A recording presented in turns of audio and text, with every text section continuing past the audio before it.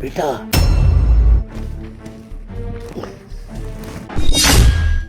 तेरी बीवी तुझे धोखा दे रही है क्या?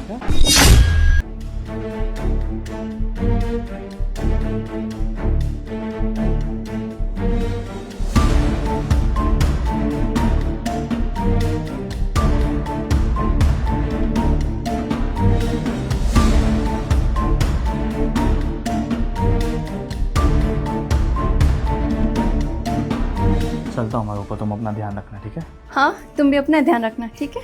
पापा जी चलता हूँ, ध्यान रखना अपना। बेटा थोड़ा ना जल्दी घर आ जाया कर, क्योंकि तेरे बगैर ना मन नहीं लगता बेटा। पापा जी, मैं हूँ ना आपका ध्यान रखने के लिए, है ना सनी? हाँ पापा, रूपा है ना, और रामू भी तो है। रामू, घर का ध्यान रखियो मेरे पीछे से, ठीक है? जी साहब, मैं मालकिन का बहुत अच्छे से ध्यान रखूंगा और अंकल जी का भी। चलता हूँ मैं।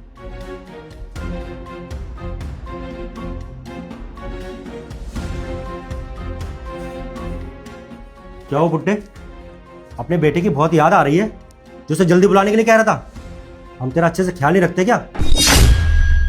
बहू तू मेरे साथ ऐसा क्यों कर रही है? मैंने तुझे कभी बहू नहीं, अपनी बेटी माना है। उसके बावजूद भी तू मेरे साथ ऐसा कैसे कर सकती है बेटा? क्या हुआ पापा जी? मैंने आपको जो सीढ़ी से धक्का दिया था, आपको इतने में बात समझ नहीं आए?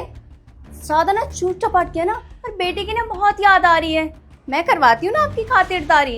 एक काम करते हैं सागर, ये बुड्ढा ऐसे तो नहीं मानने वाला, इसको ठिकाने पे पहुंचाते हैं। क्यों रे बुड्ढे, तुझे समझ नहीं आ रही?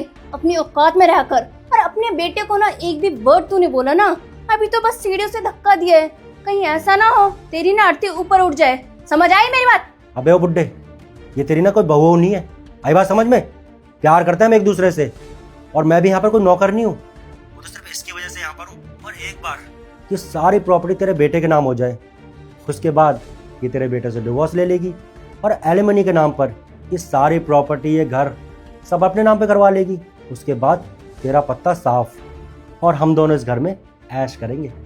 क्यों बुड्ढे, समझ आ गया? अब एक काम कर, जल्दी से जाके ना चाय बना। बहू तू देख रही है ना मेरी क्या हालत है, मैं चाय कैसे बना सकता हूँ? हाँ तो मर थोड़ी ना गया तू, तेरा एक हाथ और दोनों पैर तो ठीक है ना? जाके ना चुपचाप से चाय बना। और वैसे भी ना तेरे बेटे के सामने ना बहुत सेवा करवा ली तूने मुझसे, लेकिन अब नहीं, अब तू सेवा करेगा हम दोनों की। समझ आ गया? जाके जल्दी से अभी चाय बना, फिर तुझे ना खाना भी बनाना है और साफ सफाई भी करनी है। निकल यहाँ से। अच्छा बेटा चल बेबी, बहुत अच्छा किया तुमने। इस बुड्ढे को ना इसके औकात में रखना बहुत जरूरी है। अब एक काम करते हैं ना, चलो बैठते हैं। चलो। यार इस बुड्ढे का ना कुछ तो करना पड़ेगा। यार बेबी, जल्दी इस बुड्ढे का कुछ करो ना, क्योंकि जब तक ये बुड्ढा नहीं मरेगा ना, हमारा प्लान सक्सेसफुल नहीं हो पाएगा। जल्दी कुछ करो। अरे बेबी, मेरा प्लान यही था कि मैं इसको ना जान से मार दूं। मुझे क्या पता था ये जिंदा बच जाएगा। हाँ, जिंदा बच के भी ना मेरे सर पे ना आफत बन के बैठ गया। अरे जब तक सनी था ना, कभी इसके दवाई दो, कभी इसका देखभाल करो, कभी ये कभी वो। अरे मैं परेशान हो गई थी, लेकिन मैं कर भी क्या सकती हूँ। अरे मुझे ये लगा था कि ये बुड्ढा मर जाएगा। जब तक ये बुड्ढा मरेगा नहीं, हमारे हाथ में कोई प्रॉपर्टी नहीं लगने वाली। और ये बुड्ढा तो आफत बनकर रह गया मेरे सर पे। अरे मैंने ये सोचा था शादी के ना 1-2 साल बाद ये मर जाएगा, लेकिन इतना ज्यादा ये ढीठ है, मर ही नहीं रहा। हमने कितनी कोशिश कर ली, फिर भी देखो जिंदा है बुड्ढा, और जीना हराम कर रखा है। सही कह रही हो तुम, क्योंकि मैं यार परेशान हो गया हूँ तुम्हारे घर में झाड़ू पोछा कर करके। यार कब तक ऐसे चलेगा? तुमने इसे सीढ़ियों से फेंक दिया, फिर भी बच गया।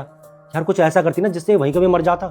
बेबी तुम्हें पता तो है ना, मैं कोशिश कर रही हूँ। यार बेबी एक बात बताओ, तुम्हारा पति यहाँ इतने दिन रह के गया, कहीं उस बुड्ढे ने तुम्हारे पति को कुछ बताया तो नहीं?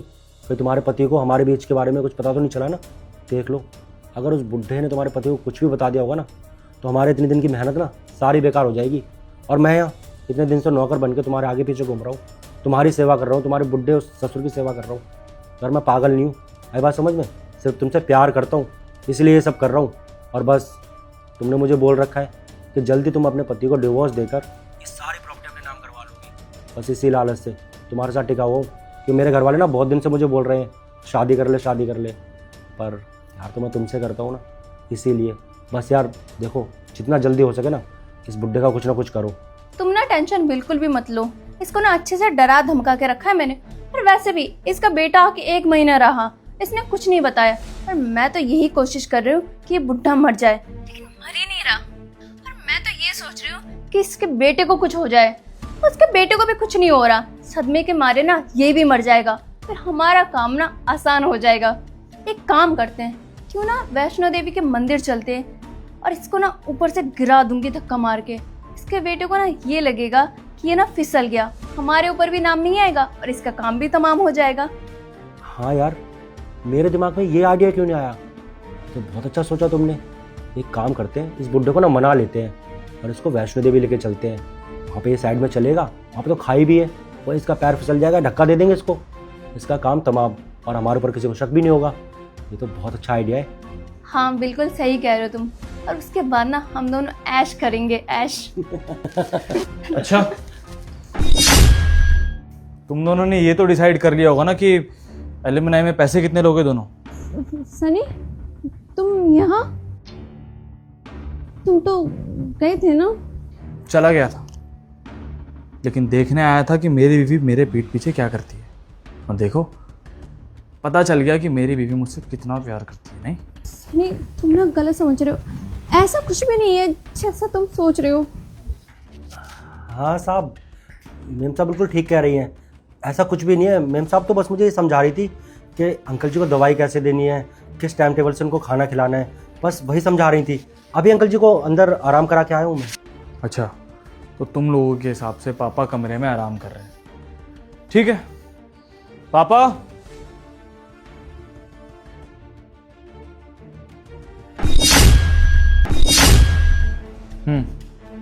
क्या कह रही थी तुम? कि पापा आराम कर रहे हैं। वैसे एक सरप्राइज और है मेरे पास तुम्हारे लिए।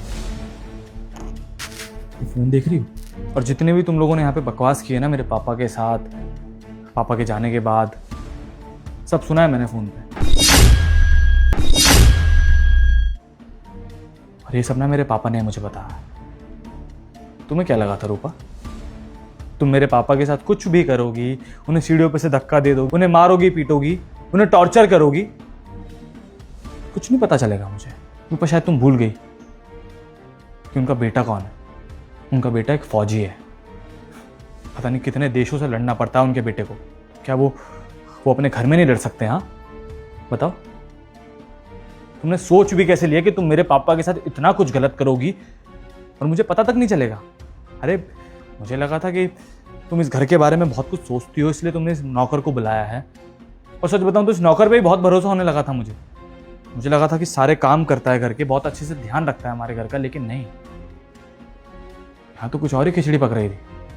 मेरे पापा को मारने की प्लानिंग चल रही थी, इवन शायद मुझे भी मारने की प्लानिंग चल रही थी। और तुम्हारी जानकारी के लिए बता दूं कि ये सब जो पापा ने किया है ना, ये सब तुम्हारे लिए नहीं किया है, ये सब किया है मेरे पापा ने मेरे लिए। क्योंकि उनके जाने के बाद कोई भरोसा नहीं था कि अगर मैं तुम्हें डाइवोर्स नहीं देता तो तुम दोनों तो मुझे भी मार देते ना।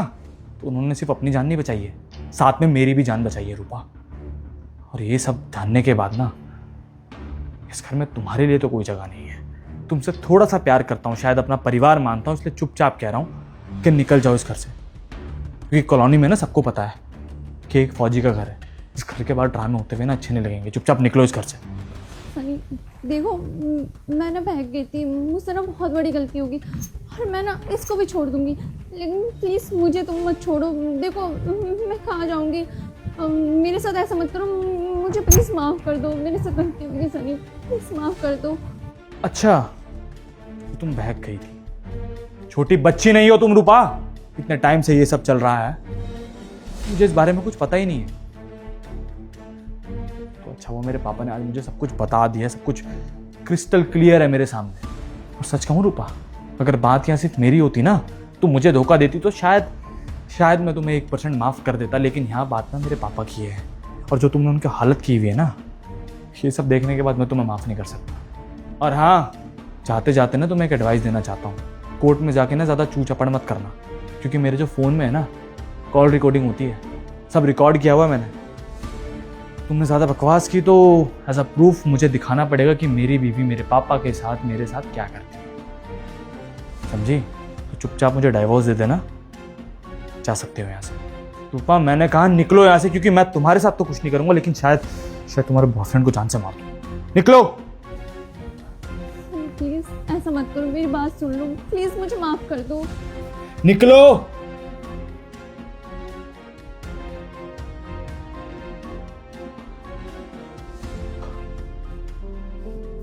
पापा, अपने इस बेटे को माफ कर दो आप।